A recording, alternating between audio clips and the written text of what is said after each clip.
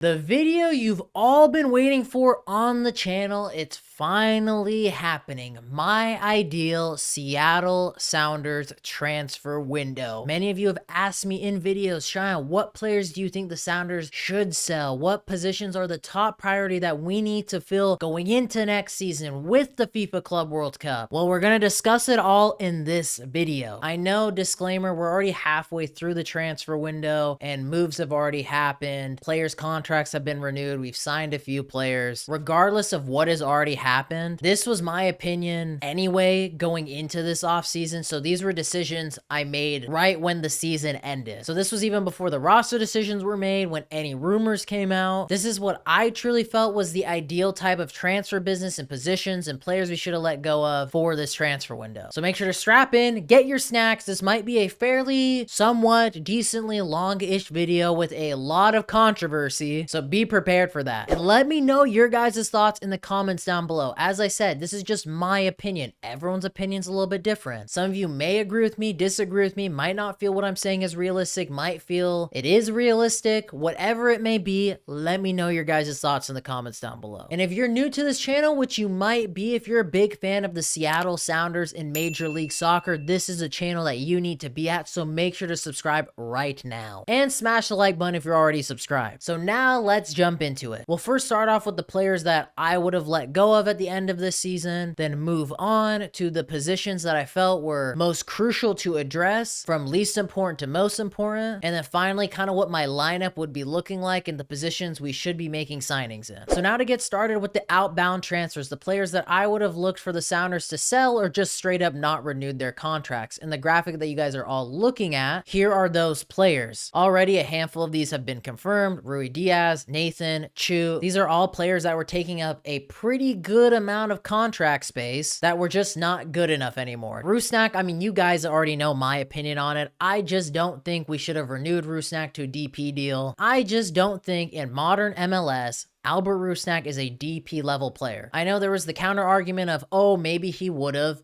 accepted a lesser deal, maybe go on a TAM. Let's be honest, like I've said multiple times, there's no way a guy that just had one of his best seasons is going to take a pay cut, but instead will actually be getting more money. So not only is he a DP, but he's going to be making more money than he was last season. I think it was super simple. You just tell Albert, see you later, have a good time, and just let him walk. I would have rather have seen us take a risk and get someone that was a little bit younger, came from maybe South America, Europe, occupy that number 10 position. That could be like the Ladero for years to come. Oh yeah, by the way, quick little intermission. If you haven't already, become a member on the channel. Just click the link on the top of the description to become a member. You get one of these cool stars that indicate that you became a member on the channel. You get access to these sick emojis that I've made that we can use in live streams, comments, and as well get access to exclusive member-only videos. So make sure to go check it out.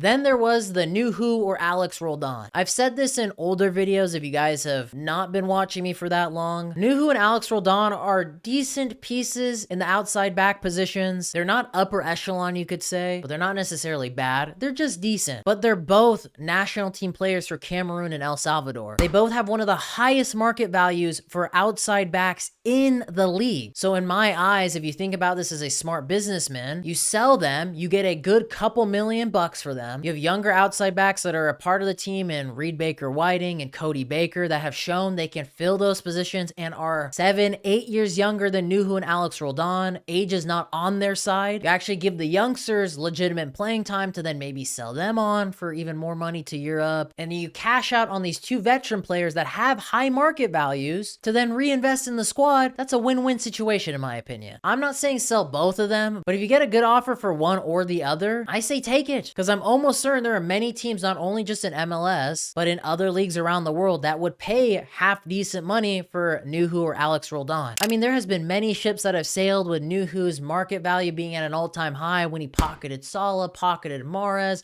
played at the World Cup. Those were good opportunities to sell Nuhu. I know he's a fan favorite, but you got to think about this in a business sense. You sell these guys for a good chunk of money, you can reinvest it to the overall part of the squad. And then finally, Jordan Morris, which which again, it's going to be a super controversial take because people love Jordan Morris. And if you've been watching my videos for a few years now, pretty much in every single one of those videos, I've said we should probably sell Jordan Morris. Yes, this year was arguably his best year in MLS, but if you watched every single game, the amount of chances Jordan Morris spurns, you just know he's not going to be cutting it as your main striker if you want to win trophies in this league. His conversion rate is not good, to say the least. And I feel like this would be the perfect time to finally cash out on it. He just had one of his best years, which isn't really a good look for the fact he's been in the league for like 7-8 years and he's just having his best year. And in the landscape of MLS, it's just okay for a forward. And as well, he has 2 bad knees. He's on the wrong side of 30. So you sell him for a good chunk of money. And like I said, with Nuhu and Alex Roldan, you can reinvest it in the overall part of the squad. But of course, this is not realistic because Morris is now going to be a designated player for us next year, which is the total opposite of what I'm talking about here, which I think is an absolute backwards move by the Sounders. And I'm talking about you, Craig Weibel. So if we did sell and let go of all these players, we would have so much roster space and possible money for the squad to reinvest in it. The good news is we did do some of the stuff that I did mention, but I wish we could have done more because I definitely think there were a few players, like I talked about, that we could have sold and gotten some money from. But it almost seems like we're a little bit too scared to sell any of these players. Like we have like some ex-girlfriend PTSD attachment issues. But that is for the outbound transfers. Let's move on to the positions that I think we should be targeting. So as you can see in the graphic in front of you, these are the most critical positions that we need to address. I think for the most part, our defense is good. So that is why left back's at that number 4 spot. So it's not like a massive big priority because I think there are a lot of bigger issues that we need to solve, but I do think those outside back spots do need to be addressed at some point. But obviously the biggest priority is the attacking positions. Striker without a question has to be the number 1 priority, which I guess it's going to be Jesus Ferreira. Then say you got rid of Albert Rusnak, then I would have said another 10, be it from like South America or from Europe. Like a Thiago Almada type of cam is what I would have been looking at. And then the right wing / right mid position, because yes, we have some good wingers. I think Pedro is definitely going to be a shoo-in at that left mid, left winger spot. Georgie and Rothrock, great supplemental pieces as backups in those positions. But I do think we need like an Pedro-esque winger in the right mid, right wing spot. Someone who is a true winger, not throwing in Christian Roldan. Yes, he can play well in that position, but I want an actual out and out right mid, right winger in that position. But sweet baby Jesus, Craig, bring in a top class number 9 for us. We have been crying out for one for many, many seasons now. Just please make it happen. Say if we sold and let go of the players that I mentioned early on and we're looking to fill in the positions that I feel need to be addressed, this is what the team would be looking like. So this would be my starting lineup with Stephen Fry in goal,